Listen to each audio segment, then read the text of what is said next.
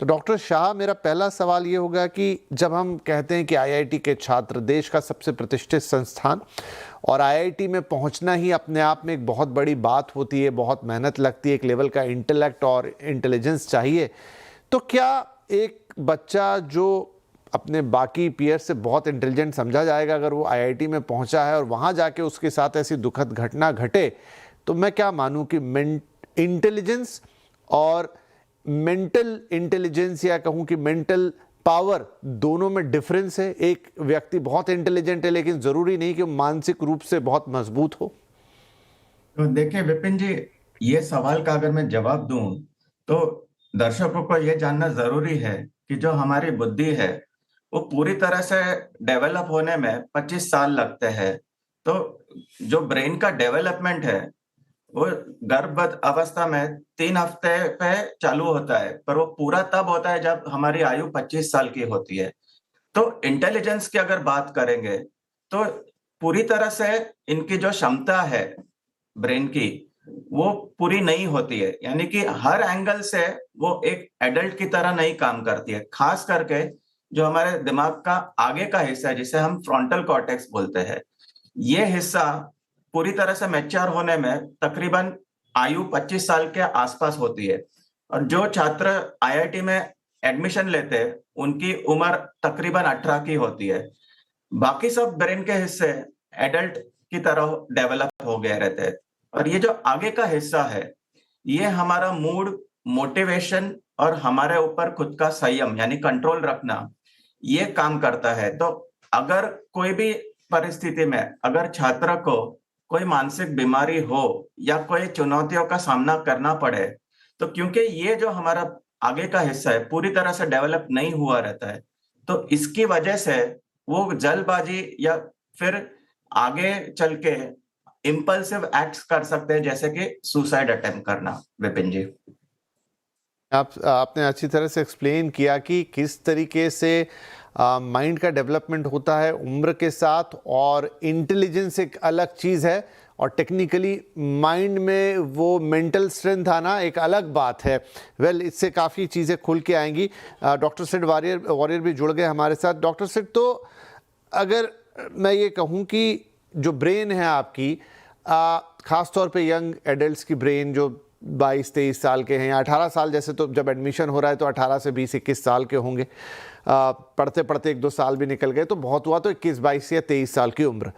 तो डॉक्टर साहब, ये कैसे हो रहा है कि इतना तनाव आ जा रहा है? एक तनाव आना अलग बात होती है, मैं समझ सकता हूं कि एक आईआईटी का स्टूडेंट है, लेकिन आईआईटी का स्टूडेंट वो तनाव लेके ही वहां पहुंचा है, उसने बहुत पढ़ाई की होगी, उसने बहुत एक हाई लेवल पर अपने ब्रेन को यूटिलाइज किया होगा, लेकिन ऐसा क्या हो रहा है कि वो इतना बड़ा डिसीजन ले रहा है कि वो अपनी जान भी ले रहा है? तनाव आए तो वो डिप्रेशन में चला जाए, उसकी तबीयत खराब हो जाए, वो फेल होने लगे, उसका मन ना लगे, यहां तक तो बात समझ में आती है, लेकिन इतना बड़ा डिसीजन कि वो अपनी जान ही देने का मन बना ले, ये कैसे होता है? बिल्कुल विपिन जी, ये बहुत ही सीरियस टॉपिक है, क्योंकि जब हम सुसाइड की बात करते हैं इसका मतलब हुआ कि ब्रेन में जो भी हमारा रिजर्व है वो पूरा खत्म हो चुका है उस मोमेंट पे। तो हर ब्रेन में हर आदमी का एक रेजिलियंस होता है, एक लिमिट होता है कि हम कितना स्ट्रेस झेल पाए। और याद रखना कि हमारा स्ट्रेस लेने का कैपेसिटी काफी ज्यादा होता है, लेकिन सबका एक लिमिट होता है, और वो लिमिट अगर अचानक से एक्यूटली अगर क्रॉस होता है तो ये पॉइंट पे आता है कि अभी मैं टॉलरेट नहीं कर पाता हूं, मुझे ये जान को देना ही पड़ेगा, मतलब I have to end everything. In a way हमारे ऑटोनॉमिक नर्वस सिस्टम यानी कि ब्रेन का जो सेल्फ सर्वाइवल का जो मैकेनिज्म है उसमें एक फाइट और फ्लाइट होता है, तो उसी से हम खुद को, जान को बचाने का कोशिश करते हैं। जब वो ओवरवेल्म हो जाता है तब सुसाइड का पॉइंट आता है। जी जी, बिल्कुल ये बात समझ में आ रही कि क्या घट रहा होगा या क्या घटता होगा। डॉक्टर शाह, तो कैसे, मतलब इस एक जो इसके पीछे कुछ जो कारण बताए गए हैं वो अलग अलग कारण हैं। अच्छा, ये जो सुसाइड्स के केसेस हैं अलग अलग आईआईटी कैंपसेस में, इसमें हर तरह के स्टूडेंट हैं, जो कुछ हैं जो इनिशियल ईयर्स में थे, कुछ है जो पीजी कर रहे हैं, कुछ है जो डॉक्टरेट वाले स्टूडेंट भी हैं, और सब में ये देखा गया। तो इसको कैसे एनालाइज करें कि एक तरफ तो आपके सामने बहुत सुनहरा भविष्य है, मतलब जो आईआईटी में है उसको पता है कि मेरे पास आगे जीवन में बहुत बड़े मौके हैं और मैं बहुत कुछ अपनी लाइफ में कर सकता हूं। दूसरी तरफ नो डाउट अगर वो आईआईटी में पहुंचा है तो काफ़ी पढ़ के पहुंचा, और आईआईटी की अपनी पढ़ाई का भी एक प्रेशर होता होगा, एक बोझ होता होगा। और एक जो बात जब ये सारी रिपोर्ट्स पढ़ रहे हो उसमें निकल कर आई कि रिलेशनशिप भी बहुत बड़ा रोल प्ले कर रही हैं उसके अंदर। वो रिलेशनशिप किसी एक तरीके से डिफाइन नहीं है, वो अलग अलग है। तो क्या ये तीनों का मिक्स इतना ज़्यादा बोझिल हो जाता है कि एक बहुत ही गलत ख्याल मन में आ जाए? तो देखिए विपिन जी, इसके अंदर ये जो आप वजह बता रहे हैं, ये तो सिर्फ एक चिंगारी का काम करती है। जो अगर हम मस्तिष्क यानी कि दिमाग के एंगल से, वो भी वैज्ञानिक दृष्टिकोण से देखेंगे, तो जो छात्र को कुछ ना कुछ चुनौतियों का सामना करने की जो क्षमता है, वो या तो कॉम्प्रोमाइज हो गई है या उनको कोई बीमारी हो गई है, जैसे कि डिप्रेशन है या एंजाइटी डिसऑर्डर। तो जैसे कि फ्लाइट और फ्राइट रिएक्शन होता है, हमारा दिमाग का काम है हमें जिंदा रखना। और जब भी हमारे दिमाग को खतरा महसूस होता है, काल्पनिक हो या वास्तविक हो, उससे कुछ फर्क नहीं गिरता है। हमारे शरीर के अंदर एक बायोकेमिकल रिएक्शन चालू होता है, जिसका शुरुआत दिमाग से होता है और उसका असर पूरे शरीर पे होता है। तो ये फ्लाइट और फ्राइट यानी कि भागना या फिर लड़के सामना करना चुनौतियों का, ये टाइप का रिएक्शन जो है, जो हमारे शरीर और हमारे दिमाग को इस अवस्था में लाता है कि वो चुनौती का सामना कर सके।